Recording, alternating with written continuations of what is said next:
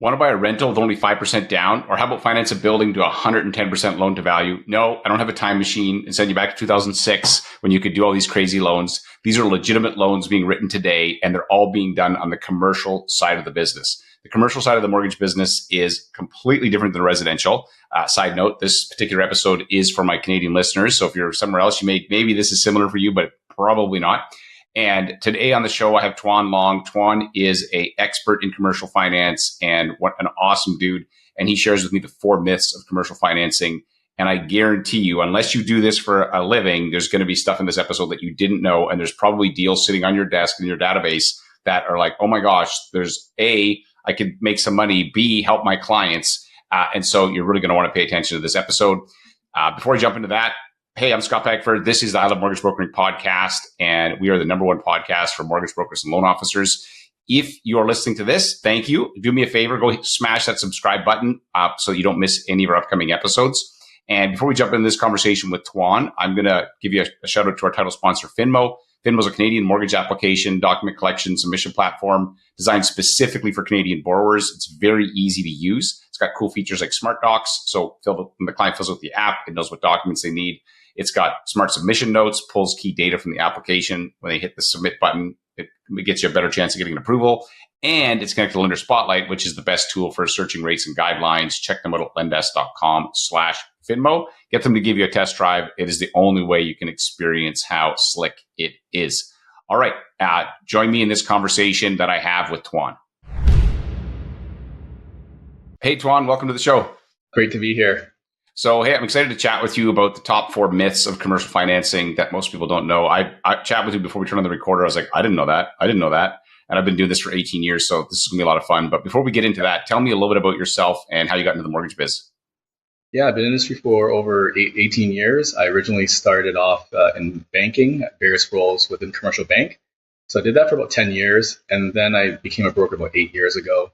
And then I joined DLC Clear Trust, where I was on the commercial desk there, and we supported over 300 agents with commercial deals. Yeah. And then last year we reconnected, and so definitely, so it's exciting to join you and your team to run that BC commercial team. Yeah, I know it's been awesome. And I know if you're listening to this, I'm looking at you going, dude, you look so young. I like 18 years in the mortgage business. So go to YouTube and if you want to see how young Tuan looks. So what made you get into commercial? So like versus, because it's a bit of a niche and I think it can be a good one, but what made you go down there? Yeah, actually, originally I started my career as a commercial insurance underwriter. So in university, I got an internship. So I did a lot of underwriting on the commercial side, but it's very similar to commercial banking. And then when I graduated, I became a commercial real estate appraiser. So I did that for about a year and a half. But I realized I enjoy the sales side a lot more. So I ended up going into commercial banking right after that. So that's what got me into commercial banking. All right. So Tuan, so there's the 4 big myths that people have when it comes to commercial financing. What is the first myth? Yeah, I think the first one, a lot of people think that you can't finance a residential property through commercial lending. So there's a whole area there where, say for example, I have a client who is trying to qualify under the residential lending arm, but they can't get approved because they have multiple properties or they already maxed out their borrowing power. We can actually move to the commercial lending side and get that deal done as well, and just kind of isolate that asset. So there's a different way of underwriting where we can still get that deal approved. And the good thing is that it won't show up in your credit bureau. So that's the kind of first myth a lot of people didn't know. And I find it's a very... Do you have to be self-employed for that, or how does that work?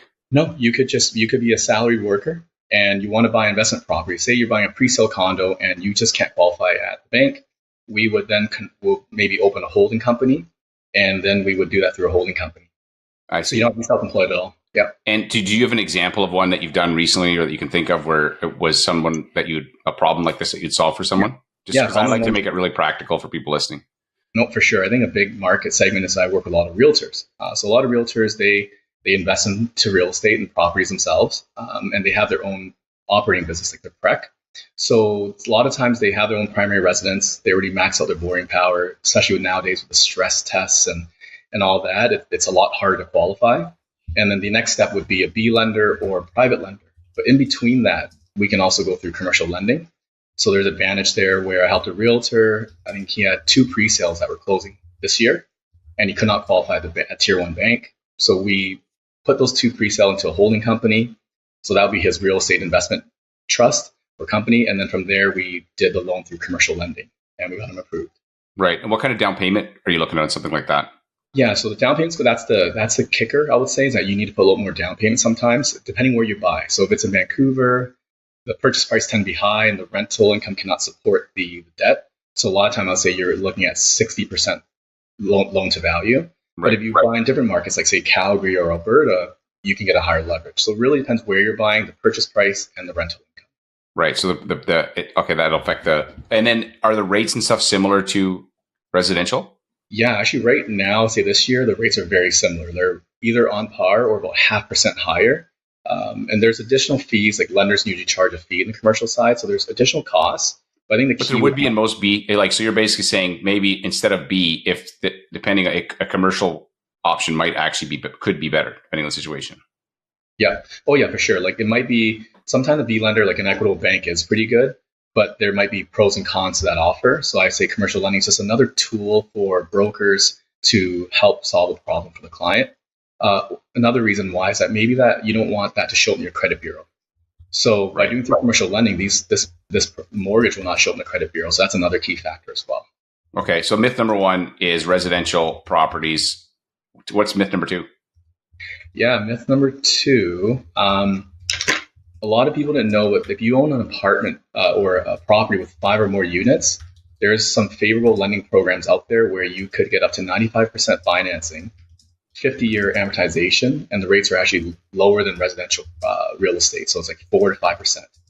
So it's through CMHC and a few lenders that we know, and it's a huge market right now where I think a lot of investors right now are looking at buying multi-unit apartment buildings, and people didn't know that you can get some favorable financing where it's actually better than I say traditional residential financing. Right. And so this is it's obviously there's a default insurance premium on there. So what would that look like? So you get pretty good rates, but then you got an insurance premium. Correct. But you could also tie up less cash conceivably, right? Yeah. So I think as an investor, you're going, I don't mind paying this premium, which is going to be amortized over 50 years. Right. Because normally I think on the residential side, you can get 30-year amortization. Now you can get 40, 45, 50 years. That really helps with cash flow.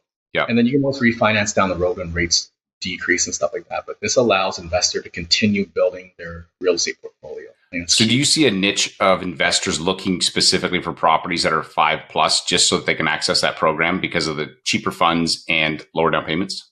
100%. Yeah. I've been seeing a lot of definitely webinars and seminars that are promoting this where some clients might not even have the down payment, but they secure the property and then they raise capital through investors as well. So I've seen all that side of the world, but it's definitely a very attractive asset class, I find, right, the last year or two. Sure. And when I'm going to ask some technical questions. Sure. And assume I know nothing. Like I'm not, I'm going to say, tell me like I'm 10, as I always say. Yeah. So the loan to value, is it determined by rent? Like, is it a debt coverage thing, or how do they determine loan to value? Like how high you could go? No, you're right on track. Yes, depending on the rental income. So I find. So you're saying I could do commercial? I can't. I'm kidding, but no, so I haven't. I can ask the questions enough to get in the path, but I would not trust myself to do it because there's 100 ways it can screw it up. So it definitely depends on the rental income. There are times we could even, if a client owns their own business and they have other cash flow, we can also add that company as a guarantor to help increase the cash flow as well. So there are different ways to do it, but I'll say just from a simplicity standpoint, they would look at the building and the rental income. So in certain province where the price is still really good, the cap rates are high, the rental income's high, you can get a higher leverage. Right. So like, are you talking like Alberta, or are you thinking like Alberta, even northern BC, smaller towns where the price point is not too high and the rental income is there. So they call it the cap rate is high. So in Vancouver, I think you're not going to get the 95% financing. No, I can't imagine. Yeah. Okay. So myth one is residential, but myth two is you can do 5 unit and up at 95% loan to value. Yeah. What's myth number 3? Yep. The myth number 3 is a lot of clients think that with commercial lending, or when they hear the word commercial, you have to put a minimum 25% down. And that's not true. So there's a lot of case where we can actually put as little as 0% down or even 25% down on commercial real estate purchase. That applies only if you are, say, buying a property for your own business, like you're operating out of, say, you're buying a commercial property and you're going to be operating a business out of it. That's when you can put less than 25% down. Okay, so if I own something, so you can give me an example of one that you've done. So again, I like to give people something they can think about. Yeah, so we actually work with one of the agents in our firm. She had a referral client, owns a restaurant, or they're renting a restaurant out in Vernon, and they had the opportunity to purchase this property. And so when we looked at her financials, she thought she had to put at least 30% down. That was her hope. And she thought she couldn't buy it. So the good thing is we ran through her financials and we were able to get her 110% financing. So we got her extra money in addition to the capital to purchase the restaurant or the property. Does that money have to go in? Is that like a purchase plus, or was it just based on the strength of the business and then the real estate combined? How do they come up with that? Yeah, so it's based on So they looked at the real estate. So we covered 100% of the purchase, and they gave the extra 10% as working capital. So the business was very strong, they're doing very well, and it was growing. So she got another 10% line of credit. So that'd be great for like an emergency fund, or even to buy supplies like food supplies and stuff like that. Right. And then, so on something like, what's the pricing like on something like that? Again, I don't want to, like, the thing about this is you could be listening to this like 6 months or a year, but just give me a range even of like what pricing is like on when you do today. Like when we got that deal done, it was a few months ago. So the rates are still the same. They're around 6 to 7% depending on the term. So you take a 5-year term, the rates will be lower. You take a 1-year term, the rates will be higher. Right. Yeah. The good news is the interest rates have gone down quite a bit the last 2 months as well. So that's going to be changing as well. So if a mortgage broker is listening to this, a great email campaign to send to your database is, hey, if you're a business owner and own your own business, I may be able to get you financing up to 110%.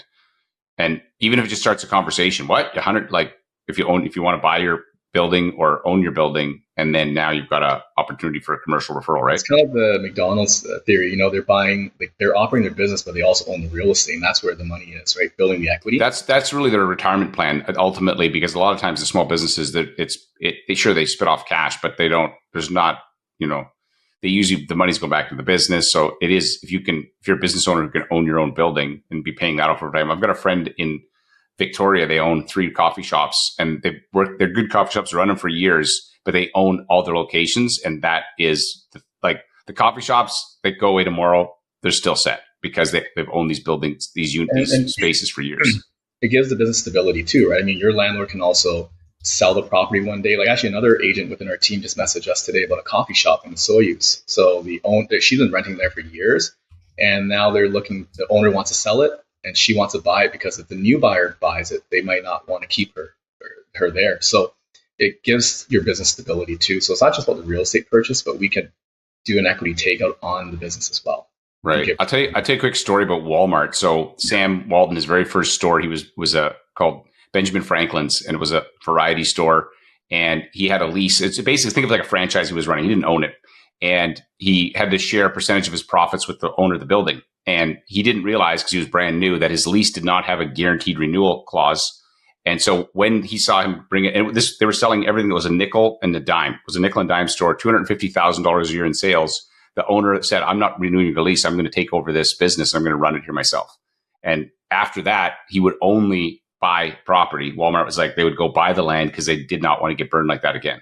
Because customers go back to the same location. The thing is like, there is especially that type of business. And so what you're talking about makes a lot of sense. So if you mortgage brokers listening, if you've got clients that are business owners that are in a location, what a fantastic campaign. And also in 10 years, they're going to be thank you for putting this together. Huge. Yeah. Like they're going to thank you, because now they get to own it, and they can control that business a lot better. Because totally. And I was going to tie into that part. Is just like a lot of our brokers are working, say, with Equitable Bank, B lender, and they're dealing with self-employed clients. That's a great segment right there to go, hey, you own your own business. Have you thought about maybe purchasing your own property, or can we evaluate your business to see if we can take more equity out of that business? So I would kind of share agents that story, that you're doing the residential side, but you can also even talk about their business as well and add an extra service to your business. Right. And if I'm a business owner, again, there's more stability in owning my space than renting, because rent can change, owners can change, all kinds of other stuff. And so, and for a lot of them, that will be their only retirement plan, because often those small businesses can't sell for a very big multiple. If it's like a little restaurant or something, they'll make some money. They'll get their equipment back and stuff, but like there's not a ton of money in it. So owning the real estate is the tip. That is the key. Yeah. Okay. That's the big part. Yeah. Myth number 1 was resident. I'm just doing a recap quick. Yeah. Residential properties, you can do commercial apartments, 5+ units. There's some amazing financing options. You can do 0% down on commercial property if you're using it for your business. So if it's an operating business out of that location. So what's myth number 4? It kind of ties into the last one, but a lot of people think commercial lending is only about commercial real estate. But there's a whole world of commercial financing that we can help clients with. And I'm going to kind of list a few really quick. Say mergers and acquisition loan. You're a dentist, you want to expand, or you want to buy out a book of business from another dentist, say someone retiring. We can actually provide financing on that. So it's non-real estate related, because I think the myth is a lot of people think it has to be commercial real estate. If you have a life insurance policy, a lot of high net worth clients have this policy where there's cash value in it. We can actually leverage against that, like taking equity out of that life insurance. Another item is a lot of businesses have account receivable where someone owes you money. We can actually leverage against that purchase order to give you the money today, and while you wait for your suppliers to pay you back. When you're trying to open a coffee shop and you need the renovation money, we can also provide financing for that as well. And the last even if it's leased, so even if you don't own the location, you can still get financing on a. Yeah, so we helped like a poke shop recently. It's a franchise. They are just leasing the space, but the renovation is about $500,000, and that's a lot of money. Goodness. Yeah. Hey, listen, guy. Okay, I want to say one thing. If you're a mortgage broker, the cost to get into this business is so freaking low when you think about it. A poke shop is $500,000, and it's going to take a while to pay that off, right? So we're lucky. Like our cost of business is very low to be a mortgage broker for sure. Yeah. Okay. So that was one. You said financing, and then what is there any other ones? Even equipment financing. Say someone might have you have a client that owns a business. They have a brewery and they already bought the machines by financing it. Well, we can even convert that finance into a lease. There's some advantage, kind of like car loan versus car lease. Or you might have bought that asset outright and you didn't know you can refinance it. So a lot of the equipment that could be very expensive, we could look at financing it to kind of increase your cash flow and get some capital back. Yeah. Right. So, do you guys also do loans against like what do they call that? When I know there's accounts receivables, but like when people can tell how much money they're, what is that? Factoring or is it called factoring? Factoring. So inventory. Yes. Tell me about factoring. I knew about it, but I don't remember. Some businesses are very asset heavy where they have a lot of inventory sitting there. And these inventory are not, depending on the type of inventory, but say you have a certain amount of inventory, we can lend up to say 50 to 75% depending on the industry. So we do have to look at the quality of the inventory. Can you give me an example of that so somebody understands what of a business and just Yeah. Let's just say a building supply material company. They're supplying kitchen cabinets. So that's a big one where they have they have to buy the inventory ahead of time. Yeah. And then they sell to the client. So there's a bit of a process to go from shipping it from overseas to here, then selling to the end user. So a lot of time that inventory is just sitting there and it creates a bit of a cash crunch for a lot of our clients. So if they have that inventory, we can lend against that and provide a loan so that they can get some capital to support the business or go out and get more inventory. So that's always been a problem for a lot of customers that they run out of capital to buy more. So they have to make sure they sell their inventory before they buy the next order. But that can slow down their sales cycle too. Yeah, I saw a developer that in Kelowna went bust during the 2008 cycle, and he would take the deposit from one house and use it to keep working on the next one, but he started running out of cash. And then once he stopped getting deposits, everything stalled, and or he used the deposits to make the payments on his other loans, and then he blew up. But anyway, it sucks. Yeah, no, that's a tough one for sure. Yeah, I've often joked that if I wanted to sell things, I would want to sell to developers because they're the most optimistic people. They're like, "Oh, it's going to be great." Like some of them, anyways. Like they're straight up gamblers, man. For sure. I think especially a lot of business owners too, there's different types. Some are just super optimistic. I think and that's where I find a lot of, when they go to the bank, they're too optimistic. And that's where I think our role as brokers are very important. As we come in, we try to synthesize what they're saying to a terminology or at least to a more reasonable stories of the bank. Reset their expectations and then provide options. Because if you go to the bank, you go, hey, my business is going to 10x next year, super ambitious. They're like, sure, buddy. So I think that's why our role is so important. We work with developers because I work with a lot, and also business owners. Everyone is going to say, hey, my business is going to 10x or do really well.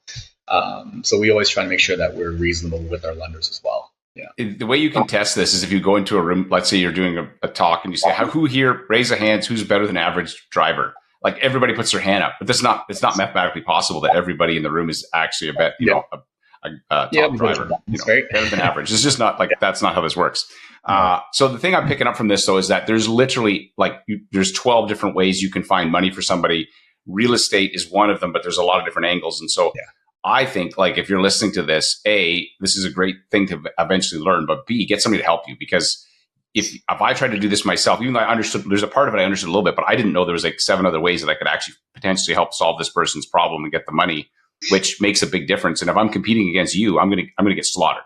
If it's you and me going head to head in a commercial deal, I'm done. I'm no amount of salesmanship is going to convince the person to work with me when I don't have as many tools in my tool chest. So if people are interested to chat with you, because you can work with people, talk to me about how they can find you, and then what you typically will do when somebody says, "Hey, I'll help you out," kind of thing. Yeah, so they can find me on our website at bluestonecapital.ca, or on social media like Instagram, and even on just online as well, or through our Bricks website. In terms of working with agents, I definitely been working with a lot of agents since I started. That's kind of my big part of my business, is working with other agents, helping them grow their business. Because I know a lot are focusing on residential, and that's my niche. Is commercial. It's collaboration over competition, is what I believe in. Which I love that. Yep. Yeah, I always feel we're in the same industry, but we're focusing on different things, and that's where I think the fun is, right? We're working with other agents, so they can definitely reach out to me, and any questions I can help them. And a lot of time I tell them that we got to trust each other, and for me it's about getting that deal done. And once we talk to the client, I can help kind of figure out, okay, is there a deal here or not? Because if the agent try to do it themselves, I find a lot of time they might end up losing a deal to a competing broker on the other side of the world. So if the person knows commercial. So give me an example of somebody that has worked with you, because we were chatting about this, and I was like, that's interesting, because they thought there was one referral there, and you found a bunch of them for them. Yeah, so we worked with an agent within our, it was 2 years ago. He referred us a developer, and it was just for a smaller project. And we successfully closed that deal. But within that process, I think just asking the right questions, building the trust with the client, we uncovered way more business. The developer was opening up a hotel. He was doing multiple types of business, so not just developing. So within that year, I think we end up, that agent, for that one referral, ended up making almost $300,000 on that one referral. The good thing is they really trusted us in that process. So he just referred us to the client, and he learned along the way too. So he was in all the emails, the phone calls, but we were able to uncover, I think, a lot of business from that one referral. From that one entry point. So, and that's awesome. Yeah, I think that's, so if you're, totally. So, they basically 2 things: find you online. 2, if you click on this show, there's going to be a link to be able to message you and say, "Hey, I want to chat. I've got something to run past you guys," because I love what you guys are doing. And I love that you take care of the clients and brokers that you work with. So I think it's fantastic, man. Anything I should have asked you about commercial financing that I didn't? I mean, again, I feel like I'm still a white belt, or maybe a blue belt in this stuff. No, I think this is very exciting. I think everyone should know about it, or at least know how to talk about it and bring it up to your clients, because I think it's such a missed opportunity. I know there's a lot of business on the residential side, but if you start talking, or at least making sure in your conversations to kind of think about commercial lending a little bit and bringing it up to clients, you would be amazed at how much deals you can uncover just by changing that mindset a little bit in terms of your sales conversation. Right. And just send an email to your database and say, "Hey, just to let you know, if anybody who's self-employed, if you have a building, space that you want to own, we can do up to 110% financing." And so that alone will get people going, "What?" And then you start, and even if they don't all qualify, you could start conversations. Or they might know someone too. Or they know someone, "Oh, my friend needs a place," or whatever. So I think that's a low-hanging fruit thing. So that's awesome, brother. Thanks for chatting with me, Tuan. Awesome. Thank you. Hey, thanks again for listening. And hopefully you got some ideas or inspired on your, just different solutions you have for your clients. So as I said in this episode, I would strongly encourage you to send an email out to your database and just put that in the subject line. "Hey, business owners, quick question, business owners." And then, "Hey, it's Scott. Just curious if you know anybody who's self-employed and looking to finance the business they work in. We may be able to finance up to 110% of the value of that building. Reach out to me. I'd be happy to see if I can help. Have a great day." I guarantee you that will start conversations if you have any size database, and probably make some money hopefully between now and Christmas, to pay for your Christmas your Christmas fees and bills. All right. Anyways, thanks for listening. And as I always say, there's no problem in your mortgage business that someone else hasn't already solved. Your problem, or challenge rather, is that who's got the answer, the solution to my problem. Hopefully this podcast helps with some of those for you. Thanks again, and I will see you on the next episode.